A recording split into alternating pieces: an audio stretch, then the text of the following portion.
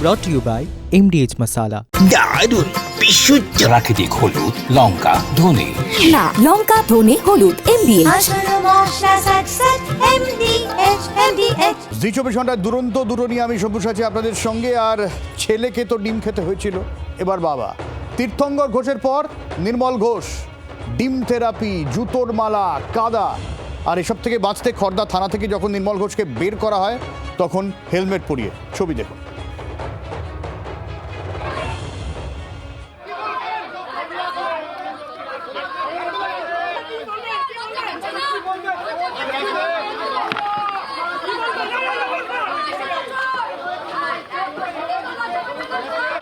এর সঙ্গে সঞ্জীবকেও গ্রেফতার করা হয়েছে, তাকেও ডিম কাদা ছড়া হয়েছে সঞ্জীব মুখোপাধ্যায়কে।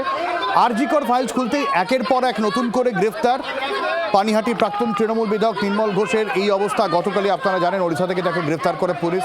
ট্রানজিট রিমান্ডে নির্মলকে খড়দা থানায় হয়, আর থানা থেকে বের করার পরেই এই ধরনের ছবি।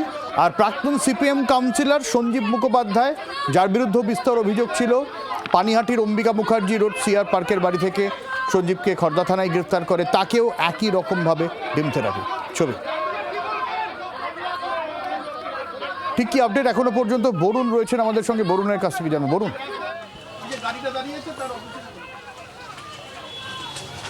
দেখো এই মুহূর্তে যে আপডেট, একদম নির্মল ঘোষ এবং সঞ্জীব মুখার্জি তাদের দুজনকে কিন্তু আজকে ব্যারাকপুর আদালতে তোলা হয়েছে। এই মুহূর্তে তাদের কিন্তু কোর্ট লকআপেই রাখা হয়েছে। আর কিছুক্ষণের মধ্যেই কাগজপত্র রেডি করে তাদের কোর্টে যে প্রসিডিওর, সেই প্রসিডিওর কিন্তু চালু হয়ে যাবে। এবং 10 দিনের পুলিশি হেফাজত চেয়ে পুলিশ কিন্তু খড়দা থানা তাদের দুজনকেই কোর্টে পাঠানো হয়েছে। প্রসঙ্গত বলে রাখি, সঞ্জীব মুখার্জির নামে শুধুমাত্র সেই নির্যাতিতার যে মৃত্যু হয়েছিল সেই সময় শ্মশান এবং পাশাপাশি আরজি করে যে ধরনের ঘটনা বা সঞ্জীব মুখার্জি কি করেছেন এই সংক্রান্ত মামলায় কিন্তু সঞ্জীব মুখার্জির বিরুদ্ধে রয়েছে। অপরদিকে নান্টু ঘোষ বা নির্মল ঘোষের বিরুদ্ধে কিন্তু একাধিক মামলা রয়েছে। একদিকে যেমন আরজিকর ফাইল বা আরজিকরের যে মামলা, সেই মামলা রয়েছে, পাশাপাশি তোলাবাজি থেকে আরম্ভ করে সিন্ডিকেট এবং বিভিন্ন মানুষকে ভয় দেখানো, ভোট পরবর্তী হিংসা, এই ধরনের মামলাও কিন্তু তাকে দেওয়া হয়েছে। আজ তাকে তোলা হয়েছে 10 দিনে পুলিশি হেফাজত চেয়ে। আমরা দেখলাম যখন তাকে একেবারে থানার থেকে বার করে তখন কিন্তু মানুষ তাকে ডিম যেমন ছোড়ে তেমন জুতোর মালা ছোড়ে, জুতোর মালা পরিয়ে দেওয়ার চেষ্টা করে। এমনকি সেইখানে একেবারে ডিজে বাজিয়ে সেখানে কিন্তু তারা আনন্দ প্রকাশ করেন, যে তারা বারবার করে যেটা বলছিলেন যে তারা বহু বছর ধরে চাইছিলেন যে একদম নির্মল ঘোষ যাতে গ্রেপ্তার হয়। বাকি রইল আরও একজন, যাকে এখনো পর্যন্ত গ্রেপ্তার করতে পারেনি, যে 3 জনের নাম এই মুহূর্তে এই ফাইলে, অর্থাৎ আরজিকর ফাইল বা আরজিকর শ্মশান ফাইলে যে 3 জনের নাম রয়েছে। আরও একজন যিনি রয়েছেন সোমনাথ দে, তিনি পরবর্তীকালে তিনি চেয়ারম্যান হয়েছিলেন। সেটা নিয়েও কিন্তু অনেক মানুষ অনেক প্রশ্ন তুলেছিল পানিহাটির মানুষ। তার কারণ হিসাবে যেটা বলা যায় যে পানিহাটির মানুষ প্রশ্ন তুলেছিল সেই সময় যে কেন তাকে চেয়ারম্যান করা হলো। মলয় রায় চেয়ারম্যান ছিলেন, সেই চেয়ারম্যান পদ থেকে তাকে সরিয়ে দেওয়া হলো। সরিয়ে দিয়ে ঠিক এই আরজিকর কাণ্ডের পরেই কিন্তু একেবারেই সোমনাথ দেকে চেয়ারম্যান করা হয়েছিল। কিন্তু যখন পদ পরিবর্তন হলো তারপর থেকে কিন্তু 4 তারিখ, সেই 4 তারিখের পর থেকে কিন্তু তার কোনো রকম পাত্তা আর কিন্তু পাওয়া যাচ্ছে না। কোথায় গেল সোমনাথ দে? পুলিশও যেমন হন্যে হয়ে খুঁজছে বিভিন্ন জায়গায়, ঠিক তেমনই তার ফোন লোকেশন সেটাও ট্র্যাক করা হচ্ছে। আমরা দেখলাম একেবারে যখন তাকে খড়দা থানা থেকে, অর্থাৎ নান্টু নির্মল ঘোষ এবং সঞ্জীব মুখার্জিকে খড়দা থানা থেকে যখন বার করা হয়, যে ডিম থেরাপি নান্টু ঘোষের ছেলে বা নির্মল ঘোষের ছেলের সময় হয়েছিল, সেই সময় কিন্তু আমরা দেখেছিলাম তারা আনন্দ প্রকাশ করেছিল, তারা মাদল বাজিয়েছিল। কিন্তু আজকে একেবারে ডিজে নিয়ে চলে এসছে সেখানে, সেটারই একদমই বরুণ সঙ্গে থাকো একটু, আমরা একটু বক্তব্য শোনাই, কারণ আজ মুখ্যমন্ত্রীর প্রতিক্রিয়া রয়েছে। পুরমন্ত্রী কি বলছেন শুনবো।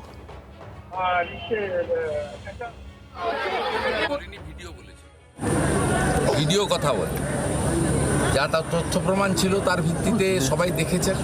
এবং একটা রাজ্য পুলিশের, দেখুন আমি সেদিন পরিষ্কারভাবে বলেছি, 3 জন আইপিএসকে সাসপেন্ড করা, ডাক্তারদের মেডিকেল কাউন্সিলে তাদের যে মেম্বারশিপ মানে ডক্টরশিপ খারিজ করা এবং সিবিআই ইডিকে এনওসি দেওয়া। মাননীয় শেখর দেবনাথ মহোদয় অভিযোগ করেছেন এবং 3 জনের নামে অভিযোগ ছিল, যাদের ছবিতে দেখা গেছে যারা যুক্ত। দ্রুততার সঙ্গে পুলিশ বাইরের রাজ্য থেকে তুলে নিয়ে এসছে এদেরকে ব্যারাকপুর। অমিত সিং সহ তার টিমকে ধন্যবাদ দেব।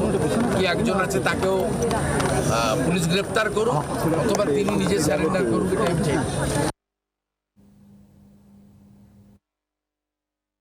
অত্যন্ত খুশি এবং কিছুটা হলেও শান্তি পেলাম। আজকে যে উদ্ধত ভঙ্গিতে নির্মলবাবু ঘুরে বেড়াতেন এবং সেদিনকে রাত্রে নির্মলবাবুর রোল এবং তার রাইট হ্যান্ড সোমনাথ বাবুকেও গ্রেপ্তার করা হোক, আমি মাননীয় মুখ্যমন্ত্রীর কাছে আর্জি জানাই। কারণ সেই দিন রাত্রে এই সোমনাথ বাবু যেভাবে আমাদেরকে সরিয়ে দিয়ে অভয়ার মাকে বাবাকে নিয়ে একটা রাজনীতি করার চেষ্টা করেছে এবং অভয়ার বাবা মা দাঁড়িয়ে রয়েছে টালা থানার সামনে, তারা জানেই না অভয়ার বডি কোথায় নিয়ে চলে যাওয়া হয়েছে। সোমনাথ বাবু তাড়াতাড়ি করে বডি নিয়ে হাসগাড়িতে চলে গেলেন এবং গোটা বিষয়টাই সেই কারণে একদম স্ক্যানারে দীর্ঘদিন ধরে ছিল, কিন্তু প্রশ্ন উঠছিল কেন এতদিন গ্রেপ্তার নয়। আমাদের সঙ্গে সুকান্ত ঘোষ রাজনৈতিক বিশ্লেষক রয়েছেন।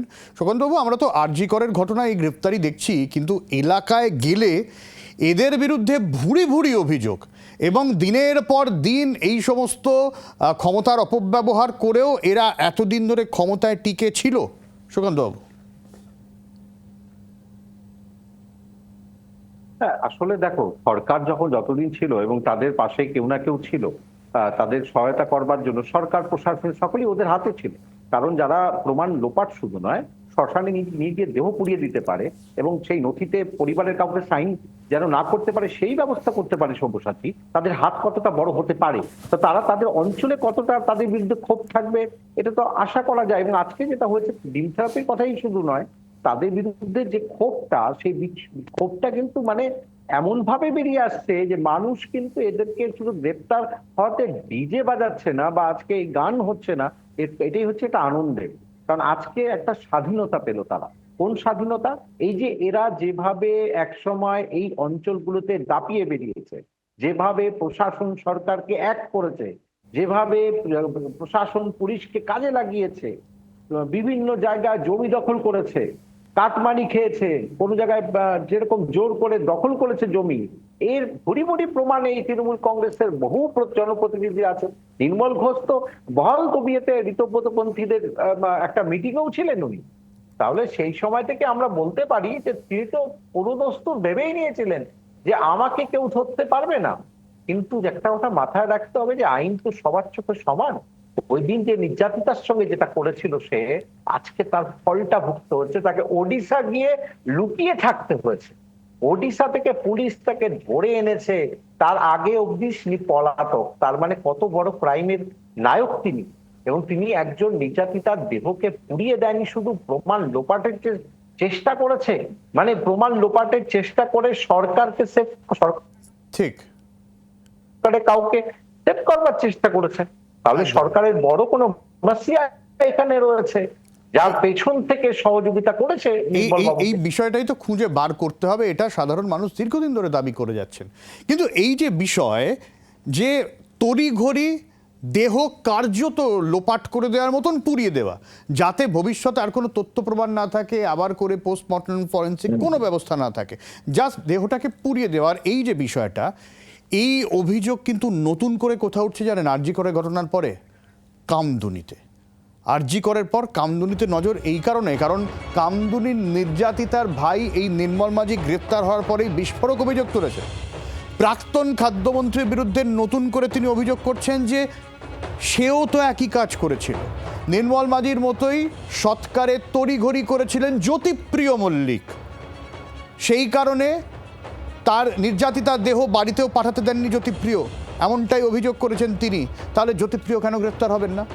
ঠিক কি অভিযোগ তুলেছেন তিনি? কোন যুক্তিতে জ্যোতিপ্রিয়র বিরুদ্ধে নতুন করে অভিযোগ? নির্মল মাঝির মতোই কমলাক্ষ রয়েছেন আমাদের সঙ্গে, কমলাক্ষ বুঝিয়ে দেবে। কমলাক্ষ, সব্যসাচী, দেখো, নির্মল ঘোষ গ্রেপ্তার হওয়ার পর থেকেই কামদুনি ফাইল নতুন করে খোলা হোক এই দাবিতে সোচ্চার হচ্ছেন কামদুনি কাণ্ডের নির্যাতিতার পরিবার এবং কামদুনির প্রতিবাদীরা। আমরা দেখেছি এর আগেও মুখ্যমন্ত্রীর দরবারে কামদুনির এই আন্দোলনকারী এবং কামদুনির নির্যাতিতার পরিবার তারা মুখ্যমন্ত্রীর দ্বারস্থ হয়েছিলেন। মুখ্যমন্ত্রীর কাছ থেকে কামদুনি ফাইল যাতে ওপেন হয় সেই দাবি বা আবেদন তারা জানিয়েছেন। মুখ্যমন্ত্রীও তাদেরকে আশ্বাস দিয়েছিলেন যে কামদুনি কাণ্ডের সমস্ত রকম আইনগত যা প্রক্রিয়া আছে সেই বিষয়টি রাজ্যের তরফ থেকে রাজ্যের আইনজীবীদের মাধ্যমে বিশেষভাবে নজর দিয়ে দেখা হবে। কিন্তু নির্মল ঘোষ গতকাল গ্রেপ্তার হওয়ার পর থেকেই কিন্তু কামদুনির নির্যাতিতার পরিবার নতুন করে অভিযোগ করা শুরু করেছেন বা অভিযোগ সামনে আনতে শুরু করেছেন। তা হলো কামদুনি কাণ্ডের পর প্রভাব বিস্তার করে কামদুনির নির্যাতিতার দেহ সৎকার, কার্যত তথ্য প্রমাণ লোপাটের সামিল। ঠিক একই রকম কাণ্ড কিন্তু বা কাজ করেছে নির্মল ঘোষ, এবং সেই সময় তৎকালীন খাদ্যমন্ত্রী জ্যোতিপ্রিয় মল্লিক কামদুনি কাণ্ডের ক্ষেত্রে ঠিক একই রকম দোষে অভিযুক্ত। তা সত্ত্বেও তাকে কেন গ্রেপ্তার করা হবে না, সেই অভিযোগে এই মুহূর্তে সরব কামদুনি নির্যাতিতার পরিবার। ধন্যবাদ কমলাক্ষ। ঠিক কি বলেছেন নির্যাতিতার ভাই, একবার শোনো। আজকে দেখলাম আরজিকর ঘটনাতে নির্মল ঘোষ অ্যারেস্ট হয়েছে, কারণ উনি ডেড বডিটাকে তড়িঘড়ি করে পুড়িয়ে দিয়েছে যাতে প্রমাণটা নষ্ট হয়ে যায়। এবারে আমি বলি আমাদের ক্ষেত্রেও তৎকালীন খাদ্যমন্ত্রী জ্যোতিপ্রিয় মল্লিকও সেম এরকমই করেছিল, তড়িঘড়ি করে আমার দিদির ডেড বডিটাকে পুড়িয়ে দিয়েছিল এই খাদ্যমন্ত্রী জ্যোতিপ্রিয় মল্লিক। তাহলে আজকের কেন আমাদের কেসেতে প্রমাণ লোপাট করার জন্যে জ্যোতিপ্রিয় মল্লিক অ্যারেস্ট হবে না? আমি নতুন সরকারের কাছে আবেদন করছি যাতে জ্যোতিপ্রিয় মল্লিকও যাতে আমাদের কেসের প্রমাণ লোপাটের জন্য যেন উনি জেলে ঢোকে।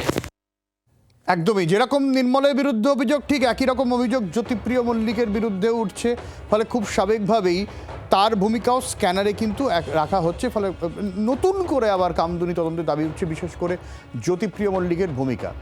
কামদুনিতে নির্যাতিতার মা, তিনি এর আগে কি দাবি করেছেন একবার শোনাই। জ্যোতিপ্রিয় মল্লিকের কাছে আমরা অনেকেই গিয়েছি, অনেক কবারই গিয়েছি, ওই যে বন দপ্তরে গিয়েছি, দেখা করেছি, বলে হ্যাঁ বিচার পাবি, তোরা বিচার পাবি। ওদের কথা ছিল, ওদের ঠিক কথা হয়ে ওই মমতা বন্দ্যোপাধ্যায় ওদের আর কি আসামিদের ছেড়ে দিল। সুগন্ধবাবু, একই জিনিস রিপিট টেলিকাস্টের মতন বারবার ঘটে গিয়েছে। মানুষ চিৎকার করে গিয়েছেন, মিডিয়া বলে গিয়েছে, প্রশ্ন তুলে গিয়েছে, কিন্তু ধৃষ্টতা ভাবুন ধামাচাপা দিতে দিতে দিতে আজকে এই জায়গায়।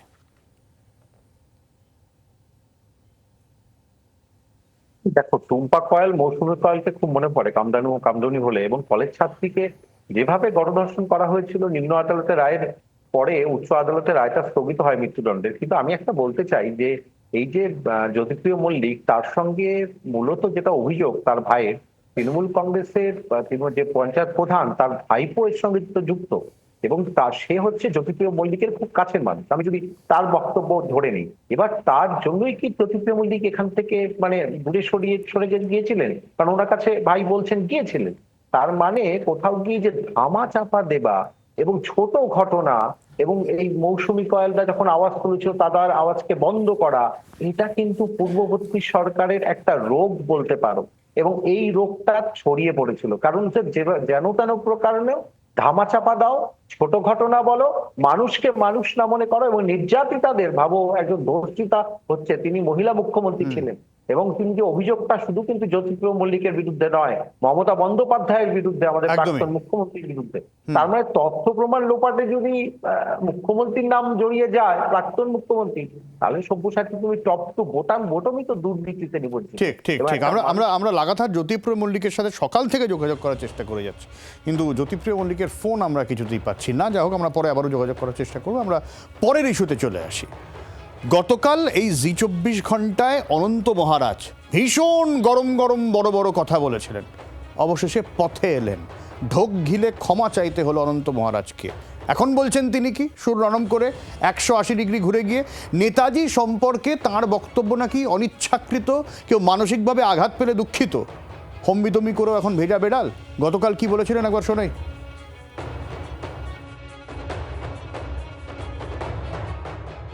সোশ্যাল মিডিয়া থেকে পাওয়া খবর আপনি প্রচার করবেন, আপনি একজন জনপ্রতিনিধি, আপনার কাছে দায়িত্ব আছে। আপনি কথাটাই বুঝছেন না। আমরা বুঝতে পারছি, কিন্তু আপনি বুঝতে পারছেন আপনি কি বলছেন? সোশ্যাল মিডিয়ার খবরের উপর ভরসা করে আপনি এত বড় কথা বলে দিলেন। আরে গুগলে আছে তো ভাই, কমিশনার সাবমিট করেছে। গত 21শে ফেব্রুয়ারি আপনি নিজে মমতা বন্দ্যোপাধ্যায়ের হাত থেকেই সম্মান নিয়েছিলেন, আর এবার 6 মাসের মধ্যে সে সম্মান কেড়ে নেওয়া হলো। আমি কি করব? আমি কার মাথায় বাড়ি দিয়েছি ভাই? কাকে গালি দিয়েছি? নেতাজিকে নিয়ে আপত্তিকর মন্তব্য, কুমন্তব্যের জেরে এই স্টেপ শুভেন্দু অধিকারী। আমি কোথায় কুমন্তব্য করেছি? শুনেন, আমার এখানে সুপ্রিম কোর্টের ছিটিয়ালি উকিল আছে, আপনি যে আমার সঙ্গে মিসবিহেভ করতেছেন, কোশ্চেন করছেন, তো এটা মিডিয়ার কাজ নয়। এখন আচ্ছা, মিডিয়ার কাজ প্রশ্ন করা নয়, সুপ্রিম কোর্টের ভয় দেখিয়েছিলেন। অনন্ত মহারাজের বিরুদ্ধেই মামলা রুজু হয়েছে। আজকে কি বলছেন তারপরে অনন্ত মহারাজ, শোনাই। নেতাজির প্রতি সম্মান জানিয়ে বলছি, নেতাজি সম্পর্কে আমার অনিচ্ছাকৃত কিছু বক্তব্যের জন্য কেউ যদি মানসিকভাবে আঘাত পেয়ে থাকেন তার জন্য আমি আন্তরিকভাবে দুঃখিত। শ্রেয়সী রয়েছেন আমাদের সঙ্গে সরাসরি। শ্রেয়সী, অনিচ্ছাকৃত মন্তব্য কি মুখ ফসকে বেরিয়ে গেছে নাকি, নাকি ধাক্কা দিয়ে বলেছিলেন অনন্ত মহারাজকে?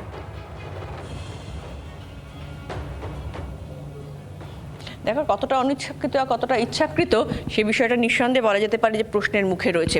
এবং তোমাকে এটাই বলে রাখি যে এক্ষেত্রে গত পরশুদিন মুখ্যমন্ত্রী তিনি বিধানসভায় যখন বক্তব্য রাখছেন নেতাজিকে সম্মান জানিয়ে, তার পরবর্তীকালে আমরা দেখলাম যে সেক্ষেত্রে তিনি নবান্নতে বৈঠক করছেন এবং সেই বৈঠকে শেষে তিনি প্রশাসনকে স্পষ্ট নির্দেশ দিচ্ছেন যে এক্ষেত্রে নেতাজিকে নিয়ে যদি কেউ এরকম কোনো মন্তব্য করে তার ক্ষেত্রে কড়া ব্যবস্থা নিতে হবে। এবং সেক্ষেত্রে তিনি স্পষ্ট করছেন যে মন্ত্রী, শান্তি, এমএলএ, এমপি কেউ বাদ যাবে না। এবং কার্যত দেখা যাচ্ছে যে এক্ষেত্রে সোশ্যাল মিডিয়ায় যে কয়েকজন গত কয়েকদিন ধরে নেতাজিকে নিয়ে বিভিন্ন মন্তব্য করেছিল তাদের ক্ষেত্রে কিন্তু পুলিশ কড়া ব্যবস্থা নিচ্ছে, সেই চিত্রও কিন্তু দেখা গেছে। এবং তার মধ্যে সব থেকে বড় যে বিষয়টা গতকাল দেখা গেল যে এক্ষেত্রে যার মন্তব্য ঘিরে সব থেকে বেশি বিতর্ক তৈরি হয়েছে বা আলোড়ন তৈরি হয়েছে, সমালোচনার ঝড় উঠেছে, সেই অনন্ত মহারাজ দেখা গেল তাকে যে সম্মান দেওয়া হয়েছিল স্টেটের যে হায়েস্ট সম্মান, সেই সম্মানটাও কিন্তু কার্যত তার কাছ থেকে ফিরিয়ে নেওয়া হচ্ছে। এটা কিন্তু নিঃসন্দেহে বলা যেতে পারে যে একেবারে নজিরবিহীন, যে স্টেট কাউকে হায়েস্ট সম্মান দিয়েছে সেই সম্মান তার কাছ থেকে ফিরিয়ে নিচ্ছে স্টেট, নজিরবিহীন। এবং সেখান থেকে কিন্তু কার্যত অনেকেই যেটা মনে করেছিলেন যে এটা কিন্তু অনন্ত মহারাজের কাছেও কিন্তু একটা স্পষ্ট বার্তা যে সেক্ষেত্রে মুখ্যমন্ত্রী আগের দিন যেটা বলেছিলেন সেটা হাওয়ায় ভাসানো কথা তিনি বলেননি, তিনি সেক্ষেত্রে ব্যবস্থা নেওয়ার যে কথা বলেছিলেন সেই কথা তিনি কিন্তু কার্যত সকলের ক্ষেত্রে কিন্তু কার্যত সেটা হবে। ফলে সেইটার পরেই কিন্তু অনেকে মনে করছেন যে একেবারে ইউটার্ন করে অনন্ত মহারাজের এই বিবৃতি অনেকেই কিন্তু সেটা মনে করছে। অনেক ধন্যবাদ শ্রেয়সী। কার্তিক মহারাজের বক্তব্য আছে, নিয়ে শোনাবো জ্যোতির্ময় সিং মাহাতো কি বলছে। তার নখের যোগ্য আমরা নই। নেতাজি সুভাষচন্দ্র বোসের আত্মত্যাগ চিরস্মরণীয়। একদল কংগ্রেসের সময় তাকে বহিষ্কার করলেন, আর বামফ্রন্টের সময় বড় বড় যারা ব্যাগ ঝুলিয়ে কাঁধে ঘোরেন তারা তৈজর কি কুত্তা বলে রাস্তায় মিছিল করেছেন। পাপ কখনো পাপকে ছাড়বে না। আরে কে অনন্ত মহারাজ? কোথাকার অনন্ত মহারাজ? কোথাকার অনন্ত মহারাজ?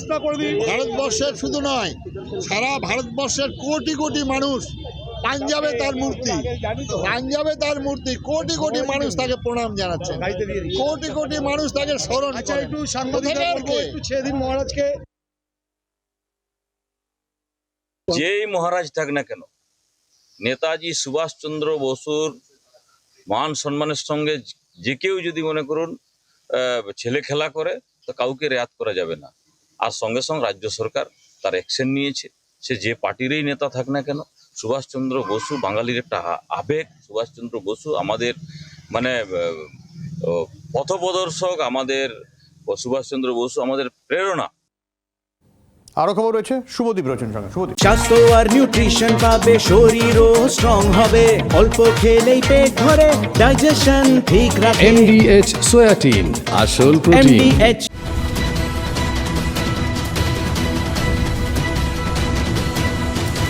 brought to you by MDH Masala।